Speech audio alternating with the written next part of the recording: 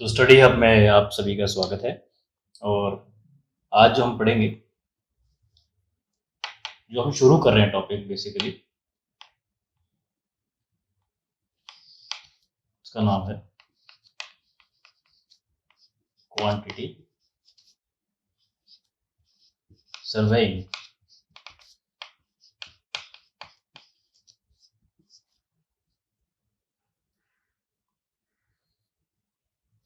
Quantity surveying के अंदर कई सारी चीज़ें आती हैं, जैसे कि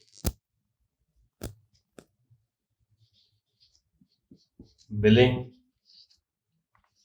एस्टिमेशन,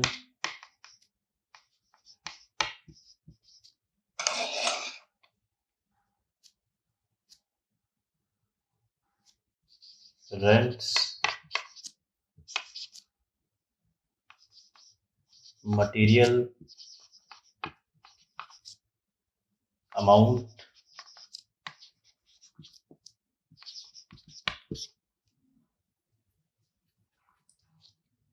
तो बेसिकली शुरू करने से पहले इस टॉपिक को एक बार जान लेते हैं कि एस्टिमेशन में या क्वांटिटी सर्वेइंग में होता क्या है।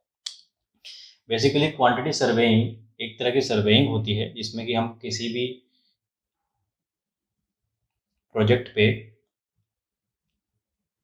उसकी क्वांटिटी की सारी डिटेल निकालते हैं। उसके अंदर अगर हम बात करें सिविल इंजीनियरिंग में, तो सिविल इंजीनियरिंग में कंस्ट्रक्शन जब हम करते हैं तो कंस्ट्रक्शन करने से पहले उसका एस्टीमेट निकाल लेते हैं कि उस पर्टिकुलर कंस्ट्रक्शन में कितना कॉस्ट आने वाला है, जिससे हमें अपने प्रोजेक्ट के फाइनेंस को बैलेंस करने में काफ़ी आसानी होती है। उसके साथ साथ कंस्ट्रक्शन में कितना कॉस्ट लगा कंस्ट्रक्शन करने के दौरान, और कंस्ट्रक्शन के दौरान कितने रेंट्स हमने पे करे, कितना हमारा मटेरियल का अमाउंट आया, और इस तरह के कई सारे फाइनेंशियल इश्यूज और लॉजिस्टिक्स हम लोग क्वांटिटी सर्वेइंग के अंदर करते हैं। ठीक है, होता कुछ ज़्यादा डिफरेंट नहीं होता है। जिस तरह सर्वेइंग में हम किसी भी ग्राउंड की या हाइड्रेल एरिया की या फिर किसी भी सरफेस की डिटेल्स को रिकॉर्ड करते हैं, इसी तरह से क्वांटिटी सर्वेइंग के अंदर हम प्रोजेक्ट के अंदर होने वाली सारी आइटम ऑफ वर्क की क्वांटिटी को रिकॉर्ड करते हैं, उसकी डिटेल्स को निकालते हैं। हर चीज़ की डिटेलिंग होती है उसमें, चाहे वो लेबर के नंबर ऑफ लेबर चाहे वो नंबर ऑफ लेबर्स हो, या फिर चाहे वो कॉस्ट ऑफ बिल्डिंग हो, वगैरह वगैरह।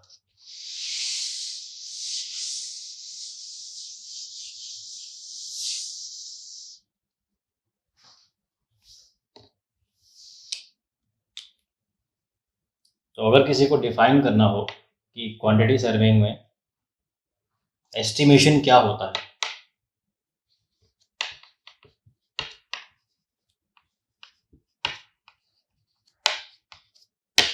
एस्टिमेशन बेसिकली क्या है?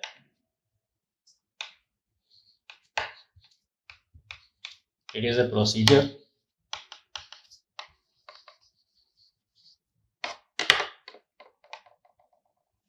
or a method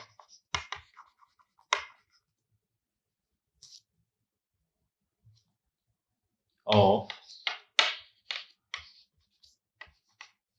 working out the quantity and then calculating the cost at suitable rate. So basically क्या है? It is a procedure or a method of working out the quantity and then calculating the cost of suitable rate. ठीक है, otherwise it may be so happen that the work has not to be continued because of lack of material or funds। देखो, जब हम किसी भी project को शुरू करते हैं तो उसके अंदर कितनी कॉस्ट इन्वॉल्व होने वाली है उसको पता करने के लिए that is known as estimation. और अगर हमें नहीं पता होगा और बीच कंस्ट्रक्शन के दौरान हमारे फंड्स कम पड़ जाते हैं तो उससे हमारा प्रोजेक्ट रुक सकता है। इसीलिए पहले ही जितना भी खर्चा उसमें लगने वाला, जितनी भी कॉस्ट उसमें लगने वाली है, वो रिकॉर्ड करी जाती है और उसे हम कहते हैं एस्टिमेशन। नाउ इसके बाद जो सेकंड क्वेश्चन आपके माइंड में आएगा दैट कि पर्पस ऑफ एस्टिमेटिंग क्या है, पर्पस ऑफ एस्टिमेशन क्या होता है।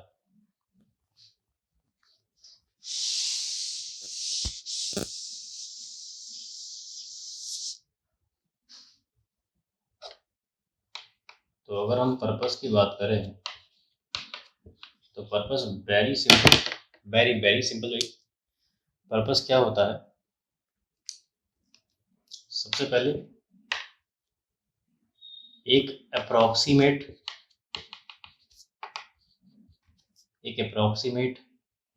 क्वांटिटी को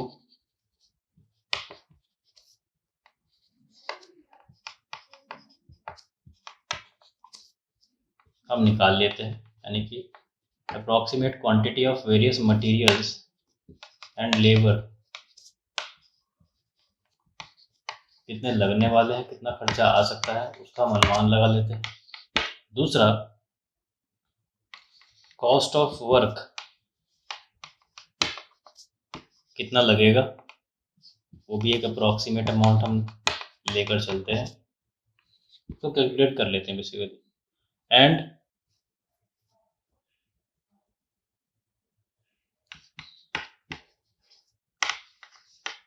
कितना टाइम लगेगा प्रोजेक्ट को कंप्लीट होने में, वो कैलकुलेट करते हैं।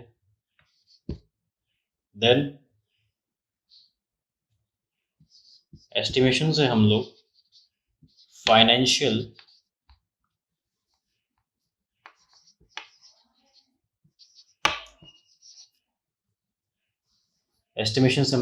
प्लानिंग भी करते हैं, जिससे कि हमारे जो भी खर्चे कंस्ट्रक्शन के दौरान होंगे उनका हमें पता लग पाए और हम अपने फाइनेंस को बहुत अच्छे से मैनेज कर पाए।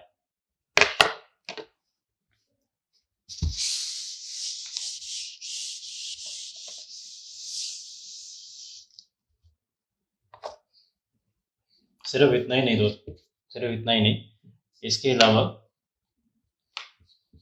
इनवाइटिंग टेंडर, जब हम टेंडर बनाते हैं और टेंडर डॉक्यूमेंट को जब कॉन्ट्रैक्टर के पास हम जब इनवाइट करते टेंडर्स को,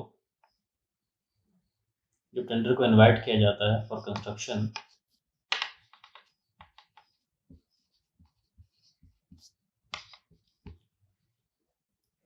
inviting tenders for construction, next justify the investment from benefit cost ratio, जितना भी पैसा लग रहा है उसके इन्वेस्टमेंट को जस्टिफाई करना, ये भी हम एस्टिमेशन से ही करते हैं। Justify the investment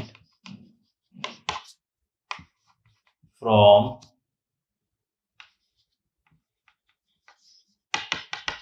benefit cost ratio, मतलब कि हम लोग रेशो बना लेते हैं जिससे कि हम पता लगा पाते हैं कि हमारे पास जो प्रोजेक्ट है इसमें कितना इन्वेस्टमेंट लगे जिससे हमें प्रॉफिट भी हो। अब ये एग्जांपल के तौर पे देख लो, अगर आपने एक बिल्डिंग बनाई 10 करोड़ की और उसमें फ्लैट अगर आपने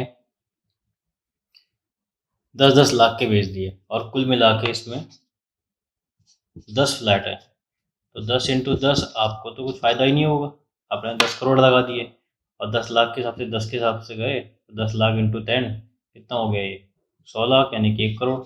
10 करोड़ का आपने इसमें खर्चा किया और 1 करोड़ के फ्लैट बेच दिए, तो आपको नुकसान हो रहा है। तो ये एस्टिमेट से हम पता लगा सकते हैं कि एक फ्लैट की कीमत कितनी होनी चाहिए जिससे हमें फ़ायदा हो, ना कि नुकसान। इसके बाद लास्ट अगर बात करें तो एस्टिमेशन से हम लोग जो एग्जिस्टिंग प्रॉपर्टी है, कोई प्लॉट है, कोई बिल्डिंग है, कुछ भी प्रॉपर्टी है, एग्जिस्टिंग प्रॉपर्टी जो है उसकी वैल्यूएशन हम लोग कर सकते हैं कि उसकी कीमत कितनी हो सकती है, अभी फ़िलहाल कितनी उसकी कीमत होगी और आने वाले टाइम में कितनी कीमत हो सकती है। यानी कि जो लोग प्रॉपर्टी डीलिंग की बात करते हैं, हम उसमें भी इस चीज़ को काउंट कर सकते हैं। एस्टिमेशन के थ्रू हम ये पता लगा सकते हैं कि आने वाले टाइम में इस बिल्डिंग की कीमत कितनी हो सकती है, या फिर अभी अगर हमें कोई मकान या कोई बिल्डिंग बेचनी है या कोई खरीदनी है, तो उनकी एक्चुअल कॉस्ट कितनी होगी, ये सब आप लोग सब के सब आप एस्टिमेशन में सीख सकते हैं।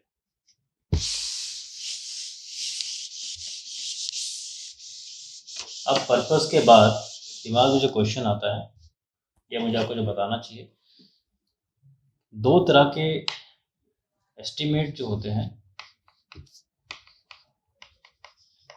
दो तरह के होते हैं। बहुत सिंपल से हम समझेंगे, दो तरह के एस्टिमेट होते हैं। सबसे पहले यहाँ पे हमें पहला जो होता है वो होता है प्रीलिमिनरी और दूसरा होता है डिटेल्ड। पहला होता है प्रीलिमिनरी, दूसरा होता है डिटेल्ड। पहला होता है प्रीलिमिनरी, दूसरा होता है डिटेल्ड। प्रीलिमिनरी में कुछ पार्ट्स हैं, जैसे कि सबसे पहले इसको भी डिवाइड किया गया है। प्रीलिमिनरी एस्टिमेट जो है बेसिकली एक तरह का रफ एस्टिमेट होता है, और डिटेल्ड एस्टिमेट एक डिटेल एस्टिमेट होता है, मतलब उसमें सारी डिस्क्रिप्शन सारी स्पेसिफिकेशंस होती हैं। थोड़ा समझ लेते हैं इसको। प्रीलिमिनरी एस्टिमेट तीन तरह से कर सकते हैं हम लोग। या तो उसके प्रीलिमिनरी एस्टिमेट हम तीन तरह से कर सकते हैं, या तो प्लिंथ एरिया रेट मेथड से, या फिर क्यूब रेट एस्टिमेट से, या फिर तीसरा तरीका जो है वो है सर्विस यूनिट एस्टिमेट से। वहीं दूसरी तरफ अगर बात करें डिटेल एस्टिमेट की, तो ये भी तीन तरह के नहीं, ये चार तरीके का होता है एक्चुअली। सबसे पहले होता है इसमें सप्लीमेंट्री एस्टिमेट, फिर होता है सेकंड आता है रिवाइज एस्टिमेट, देन अगर कंबाइन दोनों एक साथ करने हो तो रिवाइज्ड एंड सप्लीमेंट्री एस्टिमेट, और चौथा इसको हम तीसरे लेके चलते हैं यहाँ पे एनुअल मेंटेनेंस एस्टिमेट। तो प्लिंथ एरिया एस्टिमेट क्या होता है, प्रिलिमिनरी में आता है, पहली चीज़ तो याद रखेंगे। दूसरी चीज़, जब किसी बिल्डिंग को उसके प्लिंथ एरिया रेट के हिसाब से हम मेजर करें, यानी कि अगर हम ये बोलें कि इसका प्लिंथ एरिया रेट इतना है और multiply by number of floors कितने हैं, तो उस तरह से पूरी बिल्डिंग की कॉस्ट निकाल ली जाए, तो वो तो होता है प्लिंथ एरिया रेट। बहुत सारे छोटे मोटे कॉन्ट्रैक्टर्स और बिल्डर्स इस तरह के मेथड को यूज़ करते हैं। वो एक फ्लोर का रेट निकाल लेते हैं, मल्टीप्लाई बाय इतने नंबर ऑफ फ्लोर्स है। ये प्रिलिमिनरी में आता है, एक तरह का रफ एस्टिमेट होता है, एग्जैक्ट नहीं होता है। दूसरा होता है क्यूब रेट एस्टिमेट। कोई भी जो भी हमने टास्क किया है या हमने कोई बिल्डिंग बनाई है, अगर हम उसको वॉल्यूमेट्रिक एनालिसिस के अंदर चेक करें, क्यूब रेट उसका पता लगा लें कि उसका एक क्यूब का कितना रेट है, तो उस हिसाब से हम लोग पूरा का पूरा जितना बिल्डिंग का वॉल्यूम है उसे हम, या जितना प्रोजेक्ट का वॉल्यूम है उसे हम रेगुलेट कर सकते हैं। फिर तीसरा आता है सर्विस यूनिट एस्टिमेट। ये भी रफ एस्टिमेट ही है, जैसे कि यहाँ पे हॉस्पिटल बनते हैं वो नंबर ऑफ बेड्स के अकॉर्डिंग होते हैं, या अगर कोई मूवी थिएटर बन रहा है तो नंबर ऑफ सीट्स के अकॉर्डिंग होता है। तो एक सीट की कॉस्ट कितनी बन रही है, ये बेसिकली लोग अपने अनुमान से लगाते हैं जी, टोटल खर्चा कितना हुआ है divided by number of component कितने कितने लगे हैं। अगर हम बात करें यहाँ पे डिटेल एस्टिमेट की, डिटेल एस्टिमेट में क्या होता है, सबसे पहले आता है सप्लीमेंट्री एस्टिमेट।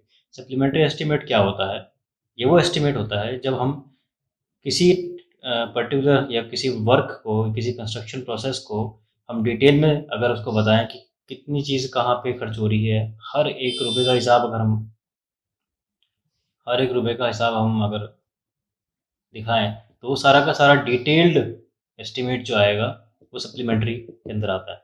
देन अगर कभी कंस्ट्रक्शन करते दौरान रेट्स चेंज हो जाते हैं मटेरियल के, या फिर कुछ चेंजेस आ जाते हैं जिसकी वजह से पूरे के पूरे एस्टीमेट को चेंज करना पड़े, तो उसको हम कहते हैं रिवाइज़्ड एस्टीमेट। डिटेल एस्टीमेट ही होता है, बट उसकी वैल्यूज़ को फिर से हम चेंज करते हैं, तो वो रिवाइज़्ड एस्टीमेट हो जाता है। और जब हमको दोनों ही करने होते हैं, यानी कि सप्लीमेंट्री भी और रिवाइज़ भी, तो उसे हम कहते हैं revised and supplementary estimate. Then उसके बाद तीसरा आता है एनुअल मेंटेनेंस एस्टीमेट। ये बेसिकली क्या है कि जब हम कोई भी बिल्डिंग बनाते हैं, तो बिल्डिंग बनाने के बाद उसका सालाना जो भी खर्चा आता है मेंटेनेंस का, उसे हम कहते हैं annual repair and maintenance estimate. तो ये छोटी-सी क्लास सिर्फ़ आपको ये बताने के लिए है कि एस्टिमेशन होता क्या है, क्वांटिटी सर्वेइंग होती क्या है और इसके कितने टाइप्स होते हैं। नेक्स्ट क्लास में हम लोग जानेंगे डिटेल एस्टीमेट क्या होता है, प्रिलिमिनरी एस्टीमेट क्या होता है और किस तरह से हम एक बिल्डिंग का या कोई भी कंस्ट्रक्शन वर्क का टोटल कॉस्ट एनालिसिस कर सकते हैं। टोटल हम बता सकते हैं कि कितना इसका कॉस्ट होने वाला है प्रोजेक्ट का।